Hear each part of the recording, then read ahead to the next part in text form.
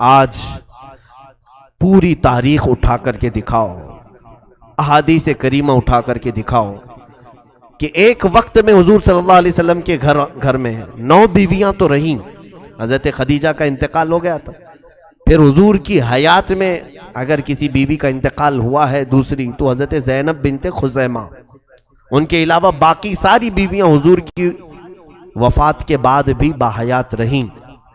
میں یہ پوچھنا چاہتا ہوں، ان بیویوں میں کچھ جھگڑا، کچھ تکرار جو سوتنوں کے معاملات ہوتے ہیں، کہیں کوئی اس طرح کے ٹھیس پہنچانے والے معاملات کہ وہ اس کا منہ نہیں دیکھنا چاہتی ہے، اس کا منہ نہیں دیکھنا چاہتی، یا اپنے آپس کے معاملات کو لے کر رسول کریم صلی اللہ تعالیٰ علیہ وسلم سے کچھ ناچاکی، نا اتفاقی۔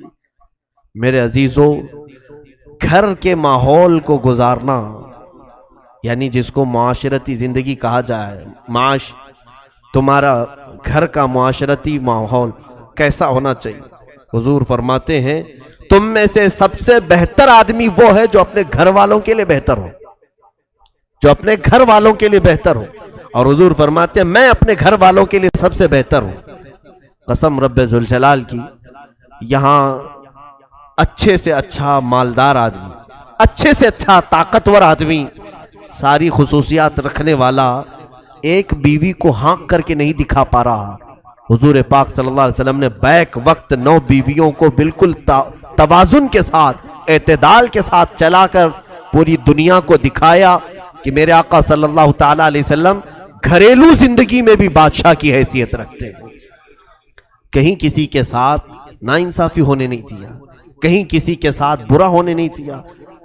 رسول کریم صلی اللہ تعالیٰ علیہ وسلم کے ان گھریلو معاملات میں آپ نے کیسے عدل کا توازن برقرار رکھا تھا، کیسے سب کے ساتھ مساوات رکھا تھا، جانتے ہیں؟ 2 چند مثالیں بھی اگر میں آپ کو بتا دوں۔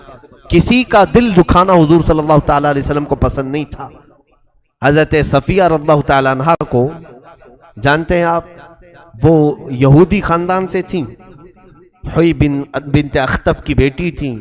جنگ خیبر کے بعد حضور نے ان سے نکاح کیا تھا، تو جب وہ نکاح میں آئی تو ازواج مطہرات بیٹھی بیٹھی ان سے کچھ باتیں کر گئیں۔ ان میں سے 2 زوجہ حضور صلی اللہ علیہ وسلم کی، انہوں نے کہا کہ یہ تو یہودیہ تھی، تم یہودیہ تھی، تمہارا خاندان حضور صلی اللہ تعالیٰ علیہ وسلم کو بڑا پریشان کیا ہے۔ تو باتوں میں ایسی بات ہو گئی، حضرت صفیہ کو یہ برا لگا، اور پھر اس کے بعد ہوا یہ کہ حضرت عائشہ اور حضرت حفصہ، یہ 2 حضور کی زوجہ ہیں۔ حضرت عائشہ کس کی بیٹی ہیں؟ حضرت ابو بکر صدیق۔ حضرت حفصہ حضرت عمر فاروق کی بیٹی ہیں۔ تو حضرت صفیہ کے پاس باتیں ہوتے ہوتے ان دونوں عورتوں نے ان کو برا تو نہیں کہا الحمدللہ میں ابو بکر کی بیٹی ہوں، حضرت عائشہ نے کہا۔ حضرت حفصہ نے کہا الحمدللہ میں عمر کی بیٹی ہوں، جس سے حضور راضی ہیں۔ حضرت صفیہ وہ ہوئی بنت اخطب کی بیٹی تھی، اخطب کی بیٹی، ہوئی بن اخطب۔ تو یہ حضور صلی اللہ علیہ وسلم کے پاس آئی، کس کا نسب کیا ہے یہ کون جانتا ہے؟ حضور کے پاس وہ آئی، کہا یا رسول اللہ صلی اللہ علیہ وسلم، عائشہ اپنے باپ پر فخر کر رہی ہیں، حفصہ اپنے باپ پر فخر کر رہی ہیں، اور میں کس پر فخر کروں؟ رسول کریم صلی اللہ علیہ وسلم نے فرمایا صفیہ جاؤ تم عائشہ اور حفصہ سے کہو تم جس خاندان میں ہو وہ حضرت صفیہ کو بھی نہیں معلوم تھا۔ حضور نے فرمایا تم حضرت موسیٰ علیہ السلام کی اولاد میں سے ہو، حضرت موسیٰ علیہ السلام کی اولاد میں سے ہو۔ موسیٰ علیہ السلام کے سگے بھائی حضرت ہارون علیہ السلام، وہ بھی نبی۔ حضور نے یہ کہلوا بھیجا حفصہ اور عائشہ سے جا کر کے کہو میرے باپ موسیٰ نبی تھے، میرے چاچا ہارون نبی تھے، میرے شوہر محمد سید الانبیاء ہے۔ حضور صلی اللہ علیہ وسلم نے یہ مساوات جو رکھا، حضرت عائشہ حضرت حفصہ رضی اللہ تعالیٰ عنہ سمجھ گئیں کہ صفیہ کو جواب رسول پاک سے ملا ہوگا۔ حضور اکرم صلی اللہ تعالیٰ علیہ وسلم کے پاس حضرت زینب رضی اللہ تعالیٰ عنہ گوشت کا ایک سالن بناتی تھیں، سرید، وہ حضور کو بڑا پسند تھا۔